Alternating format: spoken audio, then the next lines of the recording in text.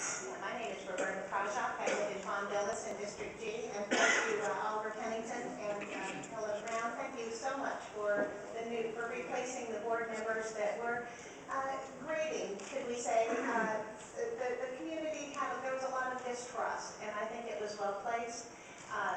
We're really excited about moving forward with the new TERS board. But one of the major concerns we have, of course, is that this board hasn't met. There's been one of the board members, we understand, Ken Arnold, said he was fired. Chuck Turret, he resigned in July. We learned just on October 15th that Pat Walters, who's the executive director of both the management district and the TERS, he gave a sudden resignation. We don't know who the new executive director is. There's just so much upheaval right now. And we'd just like you to hold back on approval of the budget until the new board members and the community can look at the projects, decide whether these are things that are important for the community, whether they are good for the community. And I call your attention to City Ordinance number 1999-852. There are several paragraphs in that ordinance that refer to community participation in this TERS. Specifically, that there will be a representative from the north side and a representative from the south side on the TERS board representing the community. Even the TERS board members don't seem to know whether they're representing the constituents or not, representing their community. Can we get some clarification on that? We have the 7 essential conditions for the Memorial City TERS that were attached as Exhibit 6 to that ordinance, 1999-852, that lays out very specifically the nomination of those members. And so we'd just like to know who's representing us and who we can turn to address the needs of the community. Thank you so much. There's Councilmember Q, and to clarify, it is not that there is a specific person named to represent a community organization. It is that there be at least one representative from each side of the freeway that does not represent the commercial interests. Right, and that person from the south side would be nominated by the ad hoc committee for the Memorial City TERS, and I am the president of the ad hoc committee for the Memorial City TERS, and I never got any notification about a new board member space becoming available as a representative. Councilmember Pennington. Thank you, Mayor.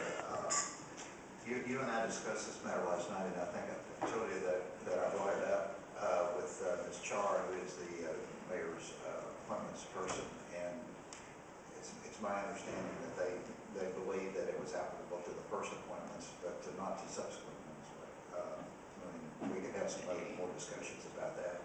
But the main thing that I want to know is, do you feel like you participated? I know you attend every one of the board meetings, or most of them. Attend them, film them, transcribe them, yes. Has there been citizen participation and comment on the projects that are included in the CIP? Now, I'm not saying that you agree to them, but I mean that your voice has been heard during this time, that they've been considered.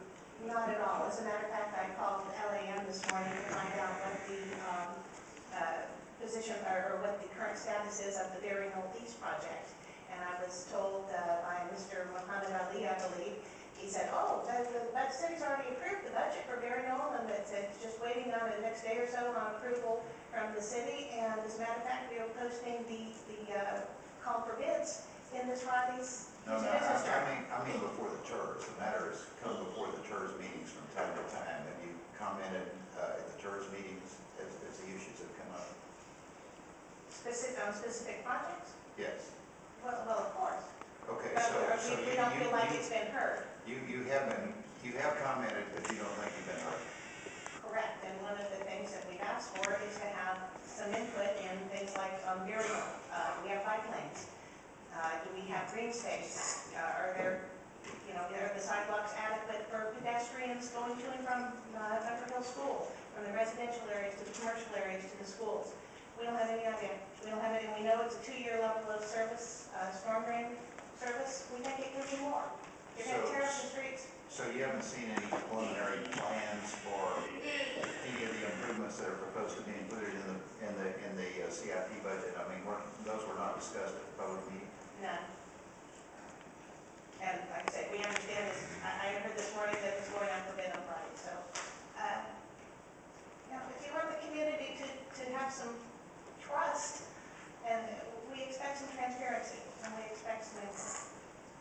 I'd like to ask you one more question. It's not related to the budget, but you and I discussed also the Memorial Drive improvements, which are now in the TERS. And I mentioned that to the prior executive director, but he's gone now. But so I want to be sure that we're a record that just as the citizens west of you for the Memorial Drive improvements have participated, it's your desire that you participate in the discussions of the improvements of Memorial Drive and then the TERS. Is that correct?